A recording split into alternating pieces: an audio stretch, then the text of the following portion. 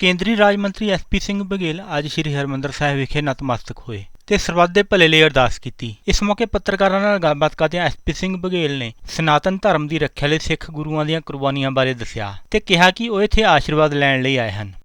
ਅਜੀਤ ਪੰਜਾਬੀ ਦੀ authentic ਖਬਰਾਂ ਦੇ ਲਈ ਸਬਸਕ੍ਰਾਈਬ ਕਰੋ ਅਜੀਤ ਵੈਬ ਟੀਵੀ ਅਤੇ ਤਾਜ਼ੀ ਖਬਰਾਂ ਦੀ ਨੋਟੀਫਿकेशन पाने के लिए बेल आइकन पे क्लिक करो। मेरा सौभाग्य है कि आज हरमंदिर साहब में आके दरबार में माथा टेकने का अवसर मिला, प्रसाद खाने का अवसर मिला, दर्शन करने का अवसर मिला।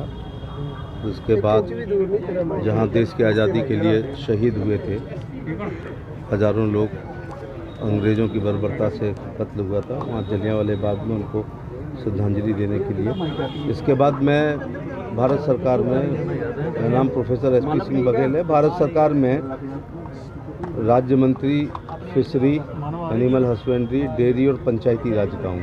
तो आज IIM में 10 राज्यों का पंचायती राज विभाग का एडवांस मैनेजमेंट लीडरशिप प्रोग्राम की ट्रेनिंग है, तो उसमें एज ए चीफ गेस्ट आया हूँ। चूँकि वो कार्यक्रम है तो अमृतसर आएँ और मत्था ना टेकें, अमृतसर आएँ और जलियांवाले बाग ना जाएँ, अमृतसर आएँ और बाघा बॉर्डर ना जाएँ, तो ये ऐसा हो ही नहीं सकता।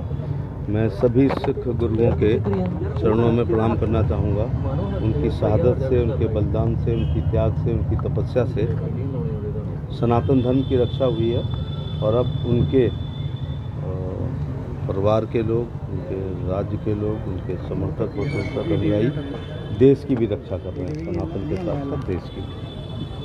आप मौजूदा पंजाब के हालातों को कैसे देखते हैं? पैसा बढ़ रहा है, क्राइम बढ़ रहा है, लॉ एंड ऑर्डर की स्थिति बेहद खराब होती जा रही है। आम आदमी पार्टी झूठ बोल करके, सब्ज बाग दिखा करके, सपने दिखा करके वेलफेयर स्कीम इतनी ज़्यादा घोषित कर दी जितना बजट 5 साल में भी नहीं आएगा।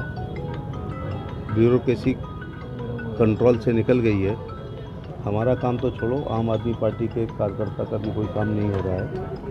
इतना ज़्यादा झूठ बोला है कि उसे पूरा करने में कई साल का बजट लग जाए तो भी कम है।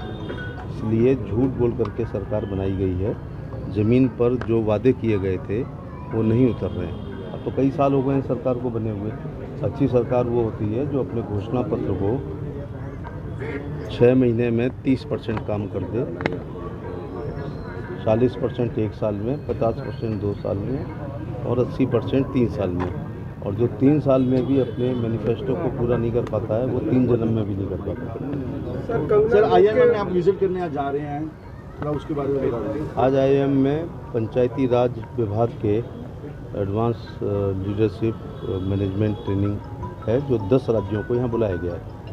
उसमें मुख्य रूप से जो निर्वाचित लोग हैं, प्रधान, जिला पंचायत सदस्य, जिला पंचायत अध्यक्ष, ब्लॉक प्रमुख, उसके साथ DPRO, यहाँ शब्द अलग अलग हो जाते हैं, कहीं DPRO है, कहीं CDO है, कहीं अपर मुख्य अधिकारी है, BDOs हैं, ADOs हैं, इनको बुला करके उनको एक ट्रेनिंग दी जाएगी कई दिन की, जिसमें कैसे बजट को पूरा करें, क्या क्या काम करने हैं, क्या मैंडेटरी काम है, कितने % मैंडेटरी पर, इस पर सैनिटरी पर और वाटर पर करना है, शेष कितने मदों में आप काम कर सकते हैं, कैसे आप अपना यूटिलाइजेशन सर्टिफिकेट देंगे, अगला बजट आपको कब मिलेगा, क्या गाइडलाइंस हैं और कैसे हम ई-पंचायत बनाएं, कैसे पंचायत को ग्राम स्वराज करें, उसके बारे में अच्छे जो निर्वाचित प्रतिनिधि हैं उनका प्रशिक्षण रहेगा, जिससे वो अपने बजट को खर्च कर सकें, नॉर्म्स के अनुसार विकास कर सकें और अगली किस्त मांग सकें। और जो अच्छा करेंगे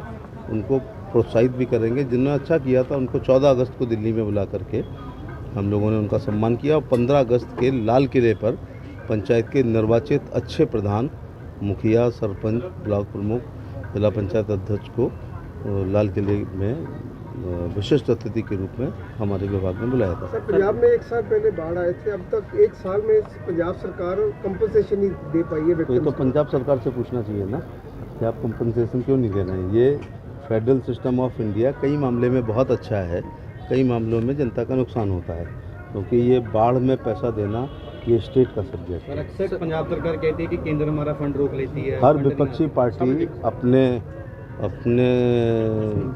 लापरवाही को, अपनी अयोग्यता को, अपने कुकर्मों को छिपाने के लिए सेंट्रल की पाले में बॉल को फेंक देती है। लेकिन हम कभी नहीं कहते हैं कि राज्य सरकार, तो राज्य सरकार अपने यहाँ संविधान में बहुत साफ लिखा गया है, ये राज्य के विषय हैं, ये केंद्र के विषय हैं, ये कंकरन सूची है, समवर्ती सूची है, जो दोनों के काम है। पंजाब सरकार नशा को रोकने के लिए फेल हो चुकी है। पंजाब सरकार में जो नशा को रोकने के लिए पंजाब में फेल हो चुकी है। नौजवान आए दिन नशा के लिए अपनी जान गंवा रहे हैं। लड़के भी नशा करेंगे। इस मामले में मुझे ये कहना है कि जो धरती गुरुओं की रही, संतों की रही, फकीरों की रही,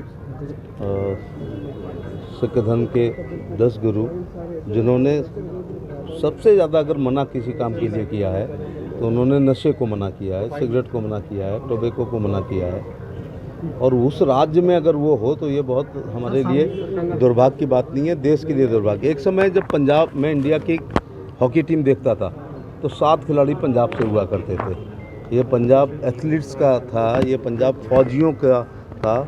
CRP, PSF, ITBP, army, air force, navy में एक बड़ी संख्या, राज्य छोटा है लेकिन फौजियों की संख्या बहुत बड़ी। पैशन है बच्चों का, भर्ती देखनी है, तो नशा उनको पढ़ाई से भी रोकेगा, स्वास्थ्य खराब करेगा। If wealth is lost, nothing lost, health is lost, something lost, and character is lost, everything lost. तो हेल्थ लॉस्ट के साथ करेक्टर भी का भी गहरा संबंध है नशे से। मैं अपील करना चाहूँगा, सरकार मद्य निषेध विभाग होगा, सरकार रोक रही है, लेकिन ये स्वतः स्फूर्ति से पेरेंट्स को अपने बच्चों के संस्कार ऐसे देने चाहिए कि वो नशे में नशेबाजी ना करें। और डिप्रेशन नशे का बहुत बड़ा कारण है। जब बच्चा पैदा होते ही सोचता है कि उसे कनाडा में जाना है, उसे विदेश जाना है और नहीं जा पाता है, तो वो ओवरएज हो जाता है, बेरोजगार हो जाता है, डिप्रेशन में चला जाता है, फिर वो नशा करता है। इसके बाद घर में झगड़े होते हैं।